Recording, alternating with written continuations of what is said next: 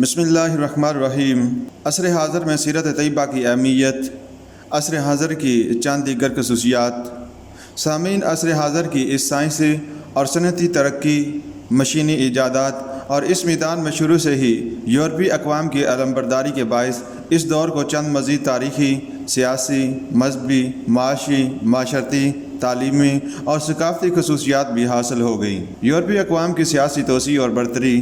مجموعی طور پر یہ دور یورپ کے غلبے اور برتری کا دور ہے۔ سائنسی اور صنعتی برتری، خصوصاً مشینی مواصلات اور جدید اسلحہ کی ایجاد نے یورپی اقوام کے سیاسی غلبے کی راہ ہموار کی۔ یہ عمل یوں تو 17ویں 18ویں صدی میں شروع ہو چکا تھا، مگر 19ویں اور 20ویں صدی میں اس کی رفتار تیز تر ہو گئی اور 20ویں صدی کے قریباً نصف اول تک امریکہ، ایشیا اور افریقہ کے بیشتر علاقے مختلف یورپی اقوام مثلاً برطانیہ، فرانس، اسپین، بیلجیم، پرتگال، روس، جرمنی، ہالینڈ اور اٹلی وغیرہ کے زیرنگیں آ گئے۔ اس عرصے میں صرف شمالی امریکہ کی چند نو آبادیوں نے اپنے سابقہ وطن یورپی آقاؤں کے خلاف بغاوت کر کے اپنی الگ خود مختار حکومت ریاستہائے متحدہ امریکہ کے نام سے قائم کر لی۔ حالانکہ شمالی اور جنوبی امریکہ متعدد خود مختار ممالک پر مشتمل ہیں، اس نئی ریاست کا حکمران طبقہ اور بیشتر ترقی یافتہ آبادی میں نسلاً یورپی ملکوں سے تعلق رکھتے تھے، اس لیے یہ خود بھی اپنی آزادی کے بعد فوراً ہی یورپ طاقتوں کی طرح اپنے استعمال اور نو آبادیاتی پروگرام مثلاً افریقہ سے غلاموں کی درآمد میں لگ گئے۔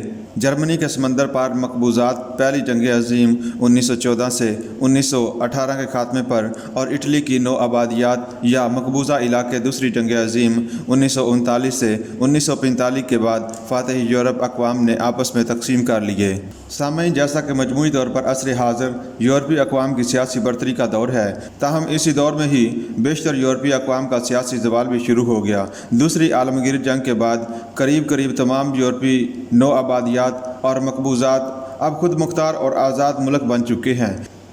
اس دور میں جن یورپی اقوام نے سائنسی اور صنعتی ترقی کے ساتھ اس کی بنا پر سیاسی غلبہ حاصل کیا، وہ سب بلحاظ مذہب مسیح اقوام تھیں۔ اس لیے وہ جہاں بھی گئے وہاں انہوں نے بڑے جوش، ولولے اور تدبر کے ساتھ مسیح مشینریوں کی بڑی سرپرستی کی۔ مقبوضہ علاقوں میں مسیح مشینوں کو بڑی بڑی جائیدادیں دیں۔ مقبوضہ ممالک کے تمام اہم شہروں، خصوصاً جہاں چھاؤنیاں تھیں، حکومتوں کی امداد اور سرپرستی سے مسیح ہسپتال اور مسیح تعلیمی ادارے قائم کیے گئے، جو تبلیغ و اشاعت مسیحیت کے جذبے کے ساتھ کام کرتے رہے اور کر رہے ہیں۔ یورپی مسیح حکومتوں کی پشت پناہی کے علاوہ مغرب کے بے قید و بے حجاب طرز معاشرت کی دلکشی بھی مسیحیت کی فروغ کا باعث بنی، حالانکہ یہ مسیحیت کی دی ہوئی معاشرت نہیں بلکہ مسیح یورپ کا یونان اور روم سے لی ہوئی معاشرت ہے۔ سرمایہ دارانہ نظام کا عروج، سائنسی اور صنعتی انقلاب کی وجہ سے جو بڑے بڑے کارخانے اور فیکٹریاں قائم ہوئیں، ان کی قوت پیداوار مشینی دور سے پہلے کے کارخانے کے مقابلے پر کئی سو بلکہ کئی ہزار گنا زیادہ تھی۔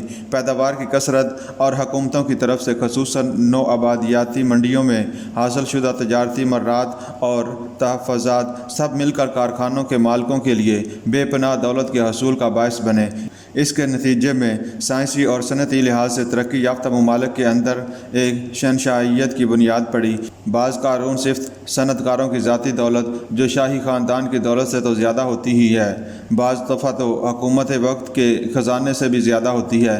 سوشلزم اور کمیونزم کا ظہور، صنعتی انقلاب کے نتیجے میں پیدا ہونے والی حد سے بڑھی ہوئی سرمایہ داری اور سرمایہ دار کی بڑھتی ہوئی اخلاقی بے راہ روی، اخلاقی پستی، بے دردی اور خود غرضی اور مزدور و سرمایہ دار کے درمیان اتنا معاشی بغض جس کی تاریخ میں مثال نہیں ملتی۔ یہ تھے وہ عوامل جنہوں نے مزدور اور کارکن طبقے میں ایک احساس محرومی پیدا کیا اور اس کے رد عمل نے انتہا پسندانہ سرمایہ کاری کے مقابلے پر ایک انتہا پسندانہ معاشی فکر کو جنم دیا، جسے سوشلزم اور جس کی انتہائی شکل کو کمیونزم کہا جاتا ہے۔ اسی عصر حاضر میں کمیونزم اپنی سیاسی فتوحات اور انقلابات کی بنا پر مذہب اور سرمایہ داری کے خلاف ایک بہت بڑی قوت بن کر دنیا کے مختلف ممالک میں نمودار ہوا۔ بنیادی انسانی حقوق کی طلب، حق رائے دہی اور جمہوریت، نیشنلزم، وطن پرستی اور نسل پرستی۔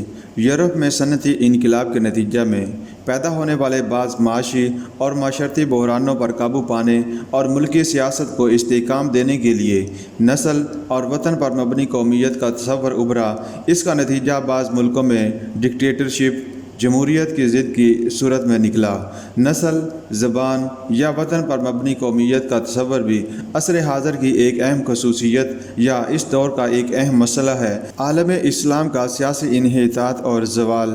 یورپی اقوام نے جن علاقوں پر تسلط جمایا، اس میں سے ایشیا اور افریقہ کے بیشتر علاقے ایسے تھے جہاں مسلمان بالحاظ آبادی کثرت میں تھے، مثلاً انڈونیشیا، یا وہ علاقے پہلے مسلمانوں کی حکومت میں شامل تھے، مثلاً برصغیر پاک و ہند اور شمالی افریقہ کے ممالک۔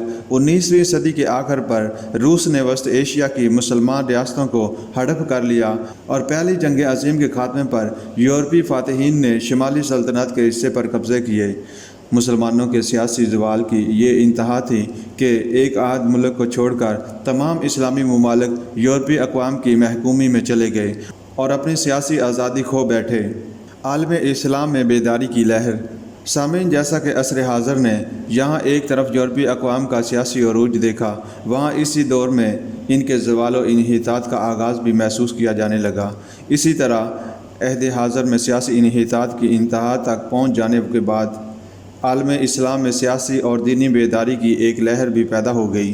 قریباً تمام مسلم علاقے ماسوائے روسی مقبوضات کے اب یورپی تسلط سے آزاد ہو کر خود مختار ہو گئے، اگرچہ یورپی حکمران جاتے جاتے بھی کوشش کر کے بعض علاقوں مثلاً کشمیر، قبرص اور فلسطین میں مسلمان آبادی کے لیے اور ملحقہ مسلمان ملکوں کے لیے کچھ پیچیدہ مسائل پیدا کر گئے ہیں۔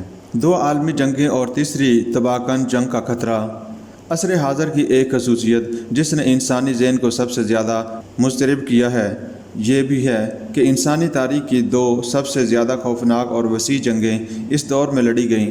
ان کا میدان جنگ کوئی ایک علاقہ نہیں تھا۔ سائنسی اور صنعتی ترقی نے اسلحہ سازی کے میدان میں انسان کو ایٹم بم ایسی تباہ کن ایجاد تک پہنچا دیا جس کی تباہ کاری دوسری جنگ عظیم میں دنیا مشاہدہ کر چکی ہے۔ اس کے بعد اتنا خوفناک اسلحہ ایجاد اور تیار ہو چکا ہے جس کی تباہ کاری اور ہلاکت خیزی کے مقابلے پر ایٹم بم بھی کھلونے کی حیثیت رکھتا ہے، اور جو پورے کرۂ ارض سے زندگی کا نام و نشان مٹا دینے کے لیے کافی ہے۔